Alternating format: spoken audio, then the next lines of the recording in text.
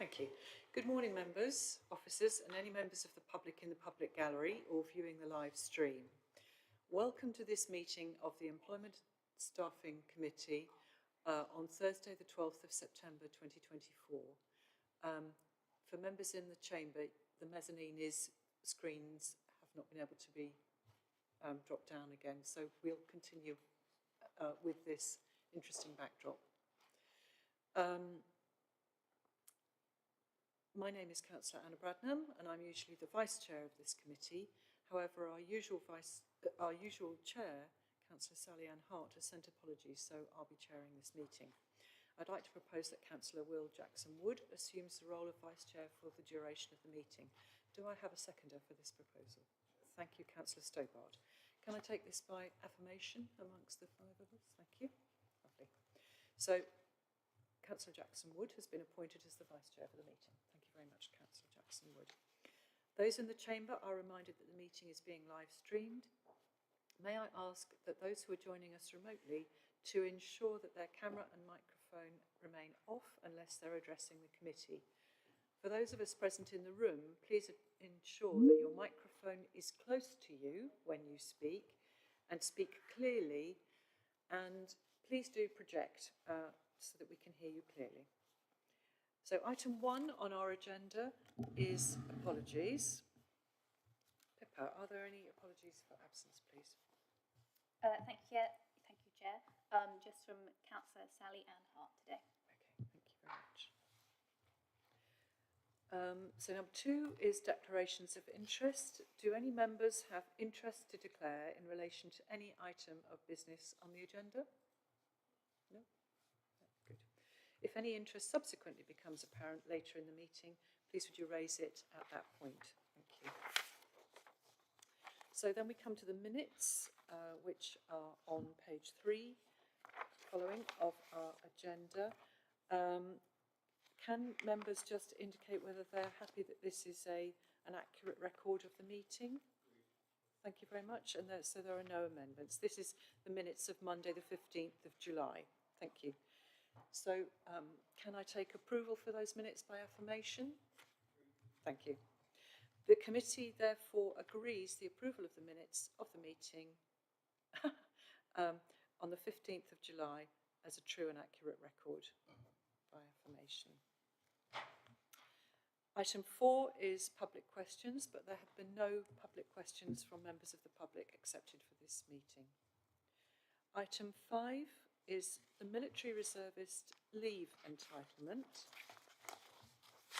We're being asked to recommend a change to the Council's leave policy to allow for military reservist staff to be granted 2 weeks leave, and I would ask that we add into the recommendation and my statement here, in addition to their normal annual leave allowance. We have Jonathan Corbett with us to provide more details. So Jonathan, thank you. Would you like to present your report? Thank you very much. The recommended proposal to grant 2 weeks additional paid leave to military reservists each year derives from the Council's membership of the Armed Forces Covenant, and this leave is used to attend compulsory annual training. The pay rate information included in the report demonstrates that if a military reservist were to take unpaid leave to attend annual training, they would be put at a financial disadvantage. Further, if a military reservist took a high proportion of their annual leave to attend the training instead, they might not be sufficiently rested to perform well at work for the rest of the year. We currently employ 1 military reservist who's been granted paid special leave in the past at his line manager's discretion. The key benefit of codifying this into our policies and procedures is that we can promote this in recruitment campaigns, which is one of the key objectives of the People Service Plan for 2024-2025. This proposal also demonstrates a meaningful commitment to the Armed Forces Covenant and is at the level of entitlements offered by other local district councils. The days granted in the table in the report is in addition to their annual leave. The alternative options to introduce unpaid leave or pay the difference between South Cambs pay and military pay would significantly disadvantage the existing military reservists we employ. Their pay would be deducted potentially by hundreds of pounds each year going forward and would make them more likely to leave. Further, these options would be an active deterrent to potential recruits, given that many other nearby local authorities offer time off fully paid without any conditions. Thank you. Thank you very much, Jonathan. I have one sort of long-termish question, which is there's an implication in the report that, and I think we're all happy to. Sorry, I personally am happy to support this, but my question is, if we were to, for example, actively recruit into the existing reservist community, or the other way around, if we've got staff who are currently with the council and we're encouraging them to become reservists if they want to, we could end up with quite a large cohort of people who would be entitled to this leave. And one of the things in the paper on page 15 of our agenda is that the bullet says, within the context of reservists, the employer must have demonstrated support to mobilisations or have a framework in place. And this could be simply for military support for activities that are happening in the county or locally or elsewhere. But it might, I suppose, be if we as a country undertook to support another country in war or in a military manoeuvre. So do we have methods in place to make sure that if all these people went off at once for perfectly sensible and useful and supportable reasons, do we have a framework to cover the work that they do? Yes, and one of the things that we would want to introduce if this was proved is, in addition to the leave policy that's been changed relatively recently, was to incorporate a toolkit. So we'd want to include in the toolkit full support for managers to understand what they need to expect and how we can support them in the way that you've described. Very much. I think that's very helpful. Richard Stobart, Councillor Stobart. Oh, okay. Are you happy to let? Thank you, Chairman. Okay. Chairman, I have two questions. First of all, it says 2 weeks. So is that 10 days or is that 14 days? It would depend on how long you're working. You might be part-time, pro-rata, working the number of hours. 2 weeks would be the amount of time that you can have off in terms of how many hours. So if somebody's full-time, it would be, is that 2 weeks or is that 10 days or 14 No, it's 2 days? weeks. So it's the equivalent of two working weeks. 2 working weeks. Okay, all right. So with regards to the bottom of page 7, paragraph 5, we have there our fellow district and the county council and what they say there. And to me, I think we should be at least matching, we couldn't match them all because they're all slightly different, but at least matching Huntingdonshire, which is 16 unpaid days leave per year. So I'm very supportive of this, but I do think if we are going to be out there competing for the same people, because the same person who comes here would probably go for Huntingdon or Cambridge City, they could go for Peterborough City. So I think we should be going for at least 16 days. But the point that Jonathan Corbett made is that we're seeking to allow an allowance for paid leave, not unpaid leave. So there's the first one is unpaid, the other two are paid. Sorry, Chairman. Chairman, yes, I can see unpaid. I didn't realise that when I said it. I think we should be going for 16 unpaid days leave, 16 paid days. Yes, do. Thank you. The reason that it was 10 days in the report as opposed to any other figure was that if you look at the gold award that you need for military reservists, that's the minimum you need to achieve the gold award. So it gives us a little bit of a future proof if we decide to go ahead in future at some point and achieve gold level of the Armed Forces Covenant, we would already achieve that level. But if there's a different level of days we want to grant, that would be the minimum that we would need. But it's just future proof as if we want to decide to take that approach in future. Chairman, then in that case, yes, okay, I'm happy with the 10 days. Okay. But I do hope that we can be generous with people who find themselves in these situations where they have to go away. That's Absolutely. A general concern. So, Jonathan, for clarification, do we understand then that the 2 weeks additional leave will equate to 10 working days? My understanding from talking to the Armed Forces Covenant Partnership, that would be the equivalent time for Okay, would suit right. under the policy. Okay, thank you very much. So now, Councillor Stobart, thank you. Chair, thank you. So I have just a few comments and a question. I think Councillor Howell's just brought up this point of equivalence, which I think is important for all the reasons we've talked about. So I won't take that any further. And with schemes like this, the putting in place of a framework, and I know there's a bigger factor in terms of the signing up to the Armed Forces Covenant, but it does take the stress away from the situation of individual to manager, where every year something comes up and it has to be discussed and the case made. This putting it in a kind of more an automated way, I think, is very helpful. I just wondered, maybe this is a kind of, it's a mild question, maybe a little off the track, but bringing in, having reservists in the working community at South Cambs means extra skills. And I think that's not something you'd necessarily want to control or recruit for, but it's one of the helpful side benefits of having such a good relationship and being able to recruit, somebody who's a reservist who knows that there's a policy in place is, of course, more likely to come to the council. So here's my question. It's about perceptions of fairness. What we've talked about is 2 weeks to cover the annual training, which is compulsory. But for some people, employees quite fairly, who take maybe a different view of this, could see this as being a little unfair with regard to the rest of the workforce. Now, I wouldn't take that view myself, but the fact that it could be, now the question, are there steps in place to ensure that people who feel a little uncomfortable, that there is a group within the workforce that gets this, quote, special consideration? It's like preferment. It could be perceived as preferment. It could, but there's context here. Just referring back to some of my prior experience so I held a position at Loughborough University, and we would occasionally talk about the privileges that were accorded to, quotes, the elite sports people, who had all sorts of things going on. They might, typically the big games were during periods of vacation usually, but sometimes there'd be a training camp in the middle of the exam period. What do you do, and how is that viewed?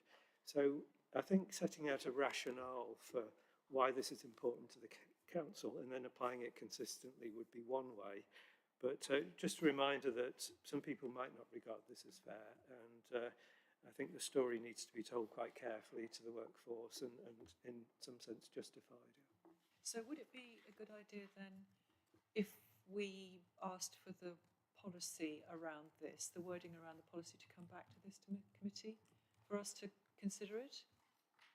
How far have we got with writing up policy, Jonathan? That would be possible to bring it to the next. Yes, I think that might be a good idea, just to make sure that we feel comfortable with how it's being presented. Would that be helpful? Well, it would nicely close the loop, but I just want to underline that I'm supporting this because I think it's very important that that South Cambs has this opportunity to instead participate in an important function of our society. But I think I'm eager that perceptions don't undermine it. Okay, thank you very much. Councillor Sunita. Sorry, Thank you, sorry, Chair. just before you start. So I just want to make sure that we understand what it is you're looking for. So you're looking for us to bring back to the next week the wording that we're going to use to explain the... Yes, so that we, as Councillor Stobart illustrated, there's a potential for a perception of preferment, and so we want to make sure that the policy makes that entitlement clear and the reasons around it clear. Okay. Thank you, Chair. Thank you very much. Sorry. Councillor Sunita Hansrush. Thank you. I just want some clarity. I know the Army doesn't work with weekends off. So when we say 16 days, the Army would work, the Territorial Army, for 14 days and maybe need 2 more days to 1 day before and after their duty, to recover and come back to work. Maybe that's why it's a higher amount of days there. At Huntingdon District Council. Yeah, 16. Because the army works on 7 days and Right. nights. And Okay. I've come across this before in my professional life. If we're talking about context, I would argue that paternity leave, maternity leave, all kinds of leave could come into question if we're saying that this might be viewed as preference, when in fact they're giving the country a very useful 2 weeks of their life. Absolutely. No, I quite agree, which is why I support that we pay them. Right, there is some uncertainty about the 10 days, 2 weeks. Jonathan, can you clarify for us at all about, I mean, the point is, I think the reason, Sunita, that we've taken 2 weeks is for Jonathan to explain, but certainly in the paper, which is the statement from the reservist organisation in the gov.uk report, for Gold Award holders, there's a bullet on page 15 which explains that the employer must have demonstrated support in order to get Gold Award. Not that I'm saying we're particularly going for that at the moment, but the employer must have demonstrated support to mobilisations or have a framework in place. They must provide at least 10 days additional leave for training fully paid to the reservist employee. So it's the government statement that's saying they must provide at least 10 days working fully paid leave. So I don't know quite how that fits with the 2 weeks. Yes? So what we work with weekends off, so that would be 5 days in a week. So Exactly. I think that's what Exactly. It's the working week. Yeah. Thank you. Thank you for that point, though. Jonathan, did you want to add anything to that, or you? No, I think it's just in terms of trying to be fair for people that might be full-time or part-time, and trying to make sure we weren't giving people that only worked, 2 or 3 days a week a lot more time Suddenly off. a load more. Yes, exactly. Okay. Okay, right. Okay, and since all members of the committee have raised their questions, Councillor Heather Williams.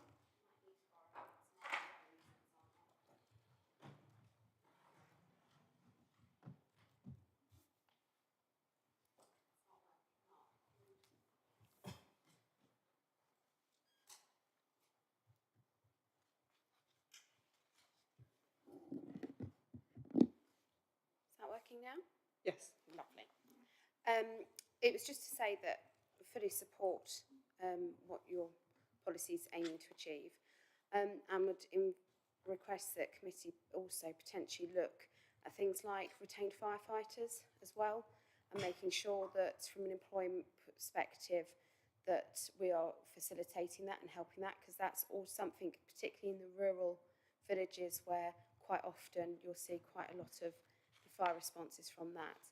And whether, I know we signed the covenant in 2011, I believe, to do with veterans.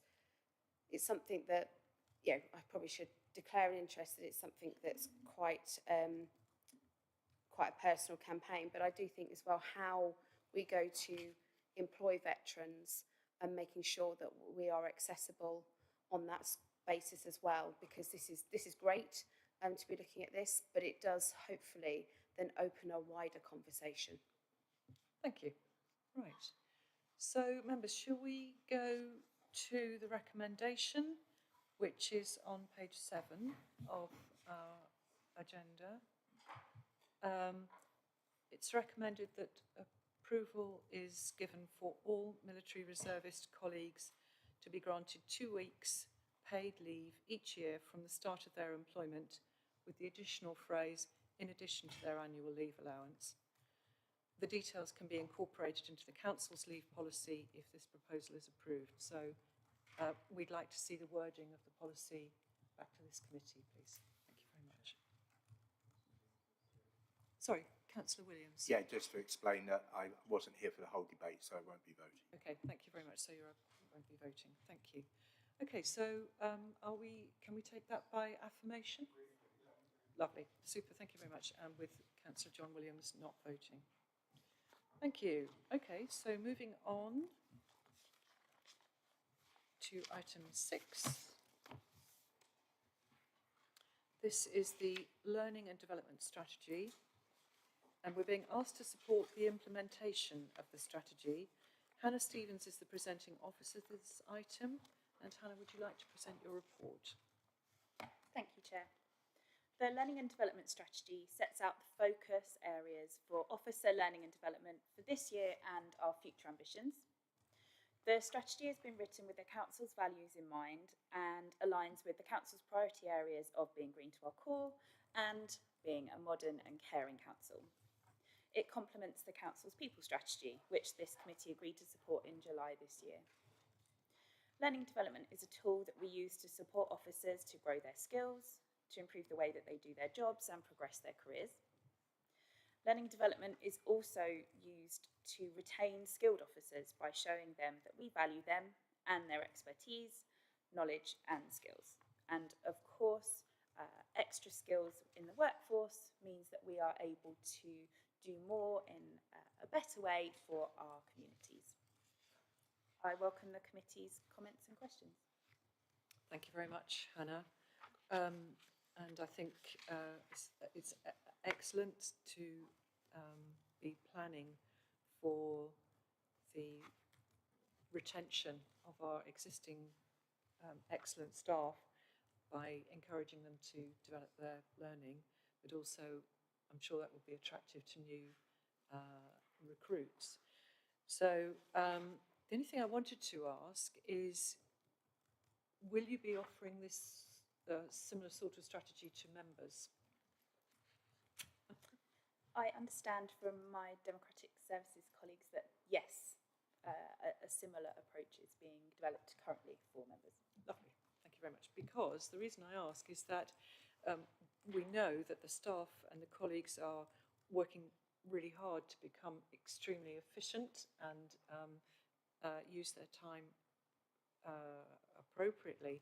And it would be a shame if members, through their questions, were delaying the work that the officers are trying to deliver. So, members, has any questions? Councillor Richard Stobart and Councillor Mark Howell. Let's let Councillor Stobart go first this time. Well, thank you, Chair. Well, I've a few things I wanted to mention, but perhaps if I just pick off 2 or 3 to start with, and if there's time, come back. Some on detail, a couple of kind of detail questions, and then a broader one. So, foot of page 19, priorities for 24-25, utilise data to drive the provision of learning and development. How is this to be done? What are the source of data? What are the sources of data, and how does this actually, as it were, drive the provision? You know, the selection, the frequency, and everything that surrounds training. So that's the first question. On page 20.3, towards the top of the page, well, in fact, it's not enshrined entirely in that paragraph, but how is the training need identified? Within this document, there are actually quite a lot of mechanisms, but I wondered if there was the scope for manager and individual to essentially agree, and for the individual to bring sometimes a training proposal themselves, and then to, in a sense, make the case and have it funded if everyone's in agreement. So I hope that kind of mechanism is in place. Of course, you know, across the piece, and there's an implication, I think, when we get down to professional development, that actually there are things like corporate membership, training needs for a particular level of the profession. I'm thinking town and country planning, the engineering steps towards corporate membership of one of the institutions. And then even, you know, somebody who asks to participate in a part-time degree programme, typically at master's level, how do we keep, and I'll come back to this fairness thing, how do we keep an element of fairness in the process so everybody feels valued, but those on whom the burden is more, you know, is placed more firmly will get the level of training support that they need. So the three things: use of data, mechanism for identifying the training opportunity, and then how do we keep this in an atmosphere of fairness. Thank you. Just one thought that crosses my mind is that in staff appraisal, we always have an opportunity to raise, there is often an opportunity to raise training that the employee thinks they would benefit from. So I don't know if that fits into it. Hannah, do you want to respond? Thank you. If I may take them in turn. Yes. Regarding data, so we have a number of mechanisms for collecting data, including staff surveys, which provides us with qualitative and quantitative data about what people would like to attend, whether that's Excel training, for example, or something related to their profession. We also have anecdotal evidence from speaking to individuals. We also do insight interviews, so you would have heard of those at a previous committee meeting where we talk to colleagues who are intending to stay in the organisation and those also who are intending to leave, and we take all that information, we assimilate it to put together our programme of learning and development for the year ahead. If I may move on to how does an officer and manager agree, yes, to the chair's point, absolutely at our one-to-ones, that's the prime opportunity, but it needn't be restricted just to that meeting. And we always talk to our managers about being open to development opportunities, using their team's learning and development budget to support learning by individuals or as a team.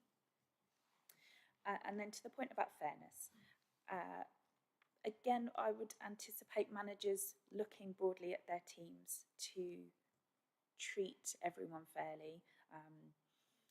At this specific example that you gave around master's degrees for planners, yes, it's a long and complicated programme. So that would be something where a manager and an individual would have to think very carefully about undertaking that programme and think about the needs of the team as well. So that may be something they, well, I would certainly expect them to look at before anyone would sign up. Thank you very much, Hannah. And Councillor Mark Howell. Thank you, Chairman. At the bottom of page 21, we have a paragraph there saying professional development, and I want to speak about CPD. I just want to ask, do we honour all CPD requirements? And the reason I ask if we require them all is that, for example, I'm just giving this off the top of my head, we might have somebody who's an accountant and has to do their CPD, but they also may have a management qualification, which they may not be using here yet, but they also have CPD there. So do we honour both of them, even though one of them we're not currently using, but we may do in the future? Thank you, Chairman. Thank you, Councillor Howell. Hannah. Thank you. In terms of CPD requirements, we are not an accredited provider of CPD. That said, some organisations will accept all learning to count towards one CPD without it being accredited in inverted commas. I believe we would look at both of those qualifications, but that would be on an individual basis depending on that person's need. It would be on an individual basis depending on the need. Yeah, thank you, Chairman. That's fine. That's great. Thank you. So my second point, I think we've dealt with most of them, but informal collaborative groups, can sometimes, so this is, individuals from within the workforce may get together and do their own thing. Now, I just want to cite an example. So back to my academic days, I would find out that, for example, groups of our PhD students would be getting together. They'd say, we need to know something about this. And so it would go around the group and a couple of people would step up. They'd do a lunchtime seminar. And so that training was happening almost spontaneously.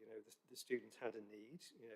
The newer ones had to find something out about a particular technical field. And it worked really well. And the surprising thing was I didn't know anything about it. I was head of department, but I didn't know anything about it until all this came out. And I said, this is fantastic. We'll, and you don't want to interfere too much, but providing space and providing lunch, for example, was a great way of, as it were, oiling the wheels. So the question is, I don't know the workforce so well to understand, how this comes up, but I think in the, as the planning was taking place for the 4-day working week, there was quite a lot of discussion in teams. And I wondered if that kind of ethos of mutual help, of team working on these, what you might call, it's not in the main course of people's work, but it's how to do it better. It's background information. It's stuff that's helpful to doing the job. Whether that could be facilitated in a kind of almost spontaneous way, but you could track it, So it was very interesting for me to find out just what the students were studying or what their needs were, because it was informing a bigger agenda. So it was, can we help the workforce along by supporting this kind of spontaneous activity, apparently spontaneous? Thank you, yes. Good idea. And I'm sure not all of those seminars were held in the pub. But interestingly, that fusion of ideas of people from different disciplines is often where new ideas are sparked off, so good idea. Just going back to the point, sorry, Hannah, did you want to respond to that at all? Only to say that we do have some peer networks, I would call them, that are sprouting up and are doing exactly what you're discussing. So yeah, that's happening at the moment. So one of the other things I raised just briefly with Jeff Membry before we had the meeting was that I'm returning to member training, and I know you're going to provide it. So I'll just say it here that sometimes a regular slot can be quite useful if it's used by different groups of people, but delivering related information. So, for example, when I first became a county councillor, we used to have a regular slot on a Friday morning, and it was at Shire Hall. That wasn't popular with everybody, but that was before the days of streaming. But 1 week it would be a lot of people talking about things related to highways. So they had quite short slots. It was a very close, controlled question and answer session. So you might have somebody talking about pothole repairs, somebody talking about the strategy for how we were going to do LHI improvements, somebody talking about to do with winter gritting. So that all went together as a 2-hour, three short seminars with a short question and answer, and that filled the 2-hour slot. So you could, as a member, you could know that something interesting was going to be imparted to you on a Friday morning if you had the time and energy to turn up. And that they were very well attended because it was like a really intensive briefing for all members. So I recommend to Democratic Services something of that ilk which could be hybrid and delivered online. Thank you. Councillor Stobart? Chair, you might recall that it came out of scrutiny and overview, but we wanted to do something on section 106 and how it all worked. And we did a series of workshops following that, which I think went down very well with the members. So I'm wondering that there are ways through which these things can be proposed. And a question back to you, Chair, how would we best do that as members? Because to some extent, we know what we don't know, but there's lots of stuff we don't know that we don't know. And also, there are some things that are best delivered one-to-one. Like, I wouldn't want to put anybody through the boredom of trying to understand my lack of knowledge about certain things. So, there are some things you need to do one-to-one. I think that's a conversation to have with Democratic Services, probably, and work out what the best thing. But I would suggest, if you think there is a need for us to understand about something, suggest it, and we'll find a way of delivering it. But thank you very much indeed. Were there any other questions to Hannah about the learning and development strategy? No. Okay. So it is recommended that the Employment and Staffing Committee support the implementation of the Learning and Development Strategy. So can I take that as by affirmation? Great, lovely, thank you very much, super. Thank you very much, Hannah.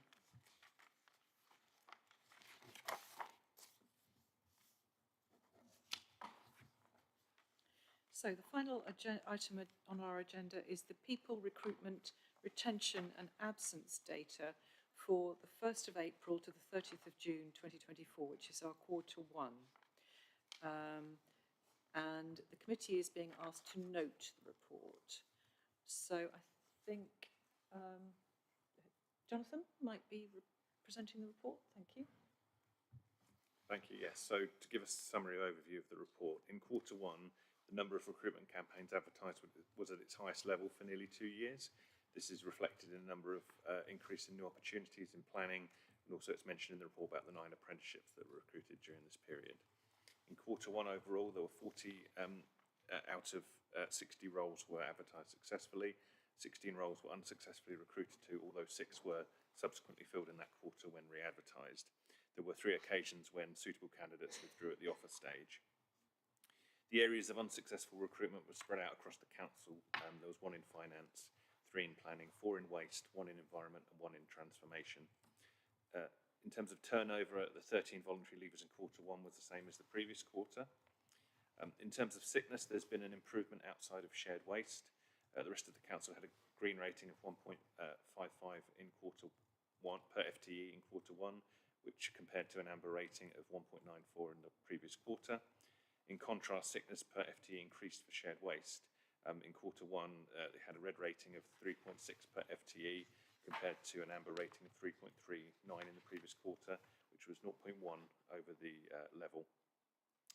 This was largely due to 13 long-term absences in this quarter, and taking the cases, 8 have now returned to work or left our employment, and the remaining long-term cases are being actively supported either to move to case reviews or receiving additional support such as physiotherapy through occupational health. The people team have also used Infinistats for benchmarking. We've found that we've placed us 9th out of 17 councils in the east of England for average days lost per employee. 14 of the 17 councils have waste services, and so they could be seen to be comparable to us. In a wider context, the CIPD Health and Wellbeing at Work report suggests that the Council UK as a whole has the highest sickness absence rate for over a decade.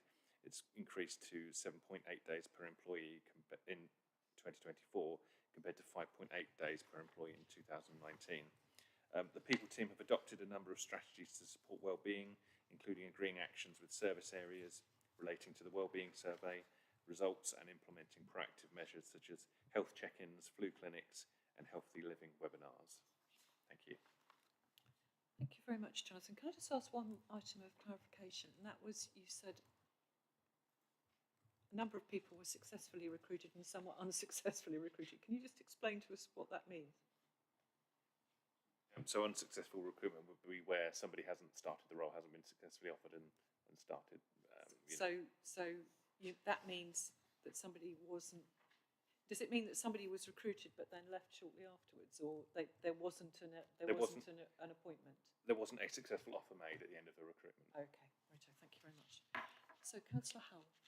Thank you very much, and thank you very much for your report. And like all reports, when there's lots and lots of greens and A stars, it's the red and the one that didn't get an A star that people concentrate on. So I'm not going to, please don't think I'm pushing to one side all the excellent work that you've done. With regards to the sickness, especially with regards to the waste service, you may be aware that I've been banging on about for quite some time that I've got a concern. And my concern is that the waste operatives are now doing the 5 days amount of work in 4. And therefore the extra strain that's placed upon them physically. So with regards to that extra sickness, do we know if it's musculoskeletal or is there other reasons? Sometimes we have a chart that shows us why people are off sick. We had a look at the cases. There's quite a mixture. There's 1 or 2 that are musculoskeletal. In those cases, they are the ones that are getting the physiotherapy because of NHS waiting times and waiting lists, and it's more cost effective for us to do that. Some other cases were perhaps because of COVID and the delays, they weren't able to get the treatment that they necessarily needed. And so that was a delay in terms of, perhaps they weren't able to quite get what they needed. And some others are due to stress, depression, some other things like that, which we're providing that involvement. So there isn't really a specific pattern of one thing like musculoskeletal. It's a bit more of a mix between different things. So can I just before you come back, Jonathan explained that because COVID caused a delay in some treatment, some people are now suffering from that delay. But the South Kent District Council is paying privately for physiotherapy for those people who need it, who are not being able to get it because the service is delayed. So I don't know whether that you understood that from what he was saying. Yeah. Good. Okay. Sorry. Yeah. No. Thank you, Chairman, for clarification. But yes, I did understand. Because of my concern, and I will keep on saying it's my concern, I'm going to ask if that could be kept a close eye upon the musculoskeletal, for whatever reason, and we could make sure that we are very much on top of that. And therefore, if there is anything that we can be aware of, but also the fact that we may have to do more intervention, whether that be physiotherapists or any other type of private health, on a quicker basis than we normally have in the past. And I'm just asking the HR department, I can see nods of heads there, but I'm just asking if that could be undertaken in the future. Thank you, Chairman. Thank you. Thank you, Councillor Howell. Does HR want to respond to that? Thank you, yes, Councillor Howell. I mean, I'm aware that you've raised this concern before, and it's a concern that we all share. And I can give you the reassurance we are keeping on top of it, not only ourselves, but also by communicating very closely with the GMB union, because there's a chance some people will moan to their union before they speak to their employer. So we're keeping on top of it both formally and informally. You raised, I mean, I think at the previous meeting that sometimes you don't see the effect of things for like 10, 15 years. I can understand that might be the case, but we're doing everything that we can to make sure that, that if we're spotting any trends, we'll act on them very quickly. We genuinely share your concerns. Yeah, Chairman, just on that and just very quickly, I can only say now that should I be doing that job, 5 days work on my knees would be challenging, 4 would be impossible. So it's looking at that and looking at the impact on, shall we say, those people who've been involved in that for quite some time. Thank you, Chair. And I'm sure we wish you all the best for your knees, Councillor Howell. Absolutely. So I think all of us are mindful of the possible implications of ways of working, and the most frequent one I'm sure most of us find is that in the summer the bins are collected so early that our neighbours are, who I keep reminding to put their bins out, keep forgetting to put their bins out on time. But yes, certainly. Councillor Stobart. Chair, thank you. I mean, part of the recommendation would be, or could be, the perhaps restructuring or making the data more acute. I just had a few comments, not that you'd necessarily take these comments and change the data collection, but it's just a few questions around how we're using the data with a view to maybe using it differently. So when we talk about applications per job, applications per advert, if you will, they're lumped together. And so this could be the waste service, it could be admin, it could be the planning service.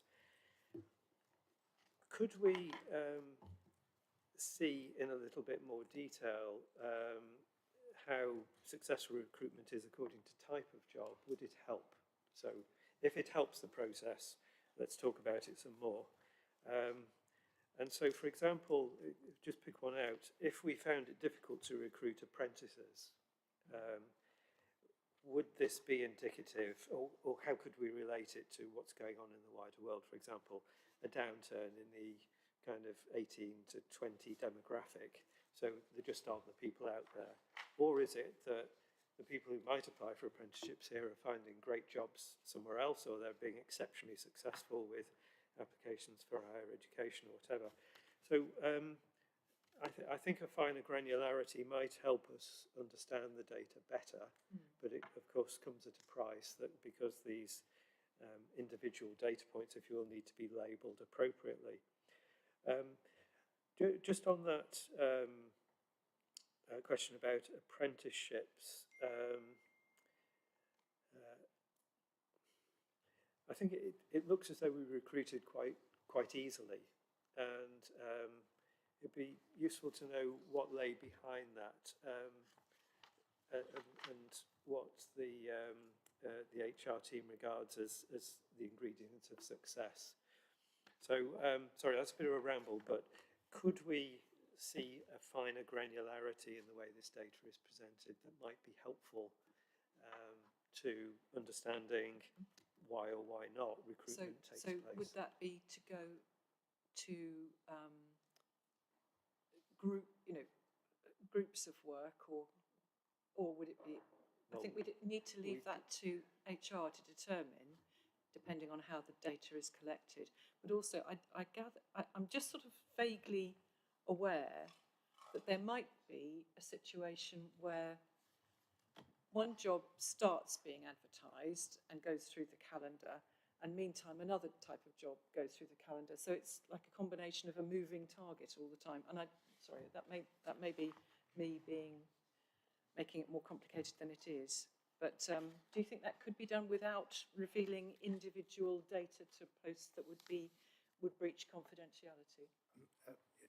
Thank you, Chair. Yes, we could do it by grade, which would be helpful. And I think if we do it by grade, that would be broad enough that we wouldn't risk identifying individual posts. Good.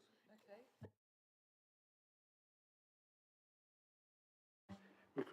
Recruitment of apprentices. How's it going?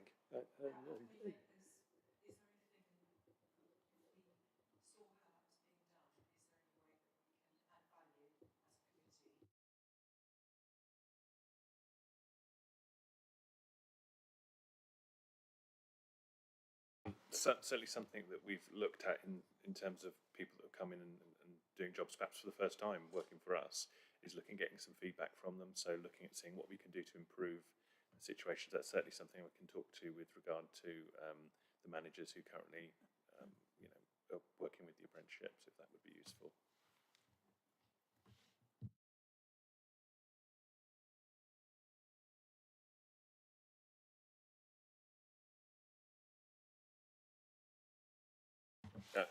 If it's. We don't have any data.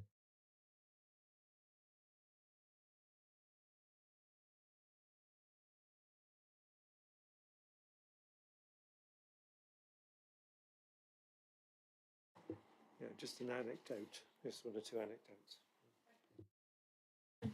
Chair, if it would be helpful, if the committee would like it, we could bring to a future committee a report specifically on the work we've done with apprentices. That would be lovely, and I realise I've had my microphone off, so sorry. I was just asking about whether we could have more information on apprentices. Thank you very much, Jeff. Great. Councillor Hansrush. Sorry, I was going to talk about the bin people, but we passed that. You mean now. our esteemed waste operatives? Yeah. I didn't say bin men, no.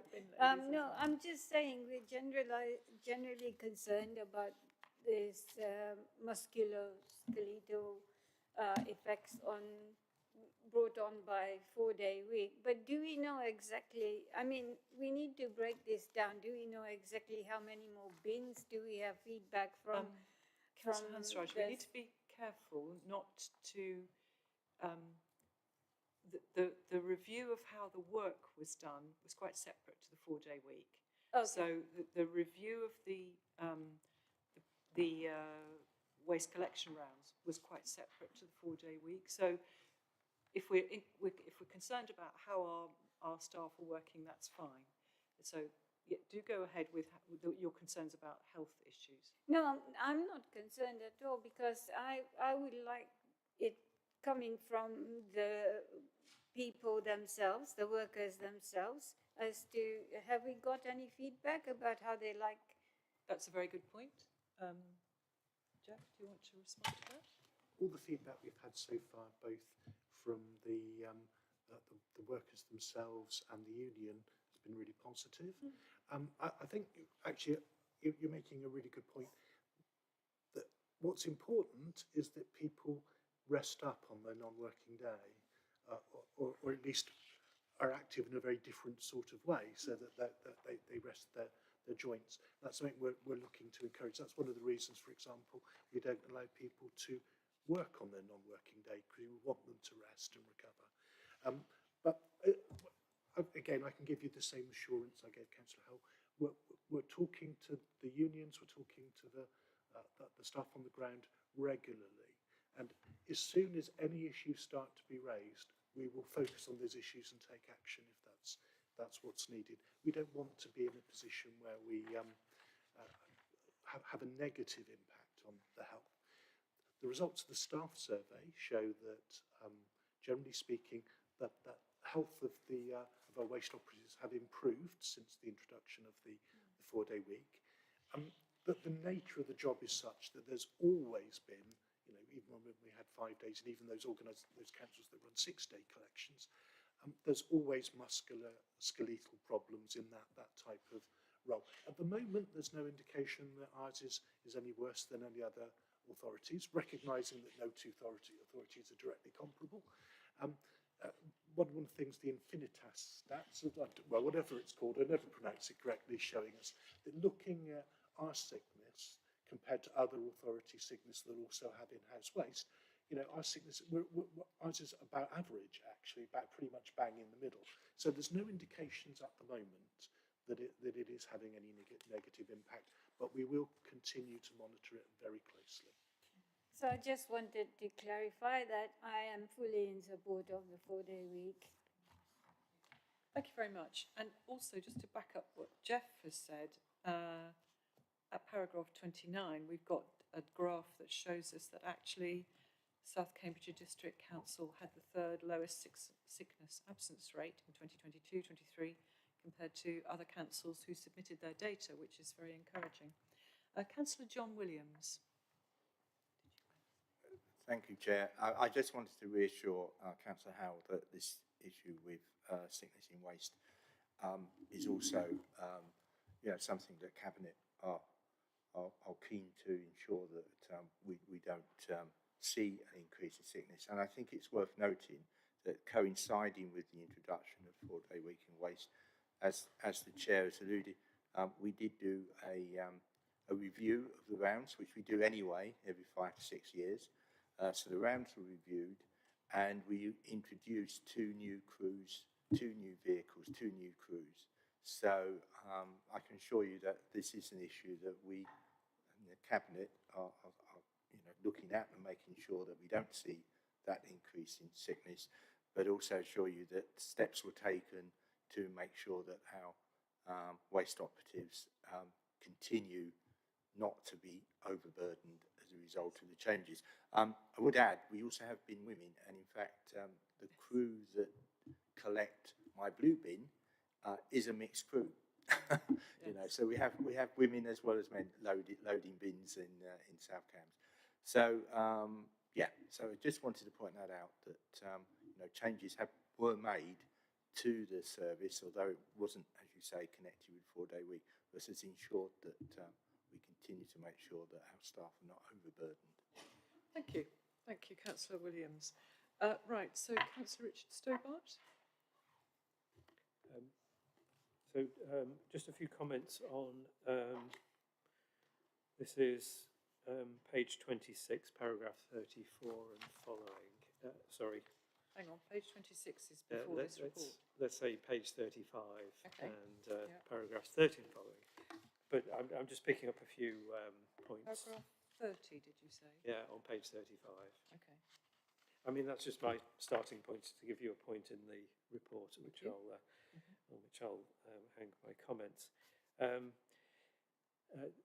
think there's, and maybe just a previous page, I'm just going to throw you all here, chart 8, which is paragraph 24, and that's, whoops. That's percentage of days lost to sickness. Yes. Sorry, lost my place. Anyway, we might look at this and say there's a mild upward trend, and data sets like this are tricky to look at because there's relatively few data points, and I think the conclusions that we draw are, well, is kind of holding steady, maybe slightly increasing, but I think with data like this, it's very important to hold all those anecdotes that we've just been talking through, and in the wider context, we see from this Infinitas data set that South Cam sits somewhere in the middle of East of England performance. And then there's the long-term trends that have been identified from NHS data. So I think it's important for us to look at this kind of data and not leap to conclusions about it, but to consider it in the context of other things too. So it's just a thought on that. Now, if I could just go now to go to page 30. Page 35. So page 35 and paragraph 30. So I'm going to slightly contradict myself. There's thank you. There's very good sources of data that are cited here, and I'm pleased, these are being presented to us because they set important context. So what is the national trend on sick leave? And there are two very good reasons: the COVID-19 pandemic and the lengthening waiting lists, particularly around. I know for a fact the lengthening waiting lists around orthopaedics, for example, which would, for example, have an impact on colleagues in the waste service.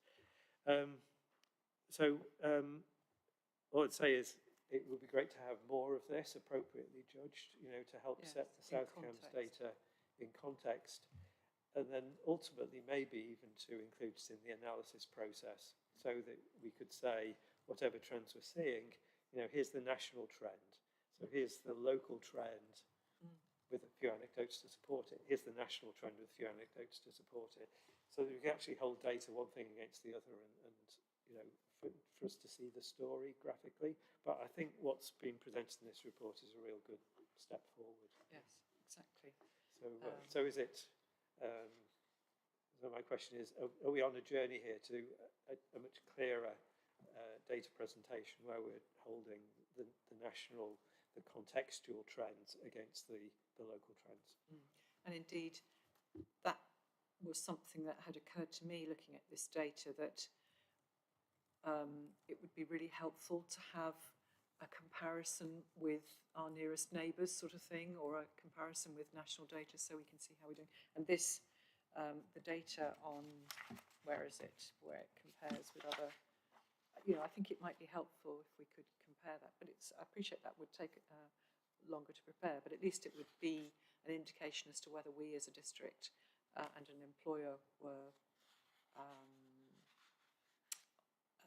where we sit, and that's what the chart at paragraph 29 does, which is useful.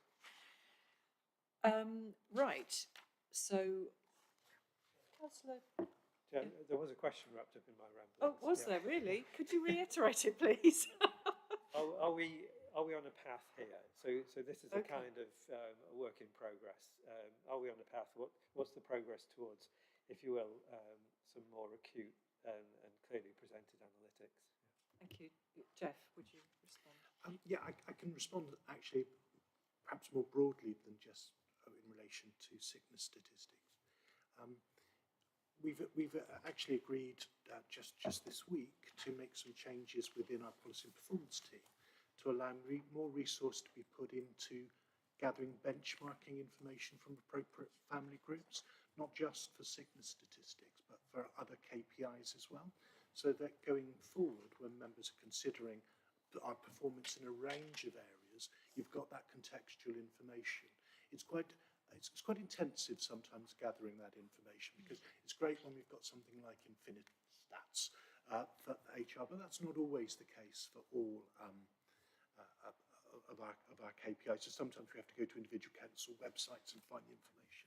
So we've released the resource to do that, and we'll be seeing that increasingly in information provided to councillors going forward. I'm not going to promise you the earth next week or anything like that, but we will be steadily developing that. So yeah, the answer to your question, I suppose, that was a long rambling way of saying yes. So I'll just say yes. Thank you very much. Thank you, Chair. Right, so Councillor Jackson-Wood. Yes, thank you. I think from my side, I know we're pinging back and forth a little bit, so I'm going back to applications and recruitment again. I think it's great to actually see, I've looked at the stats and to see an increase in the amount of applications that we're having. I think that's a great positive effect. I think I've also mentioned it sort of previously. I think it'd be good if we could just get some more analysis on perhaps how that's positively impacting our fill rates and also things like time to hire as well. So if something we could sort of build on for that, I don't know if that's possible, but it'd be really useful for us. Jeff, did you want to respond to that? Yes, we'll certainly have a discussion.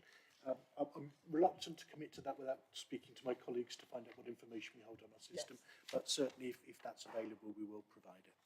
Lovely, thank you very much. Can't see any further questions from members, so our recommendation is that we note the report and provide feedback to officers on any additional data that members would find useful to ensure appropriate oversight, recruitment, retention, and absence at the council. So I think we've given you some ideas about things we'd like to come back to the committee. So can I just take that as we agree that? It's just for noting? Lovely, thank you very much. So thank you very much, members. We've finished the meeting at 11:10. Thank you very much. I don't know what is the date of our next meeting? The next meeting is 12th of September at 10 a.m. So, oh, that's on my script, yes. 7th of November. Thank you very much indeed. Okay. Thanks so much, Scott.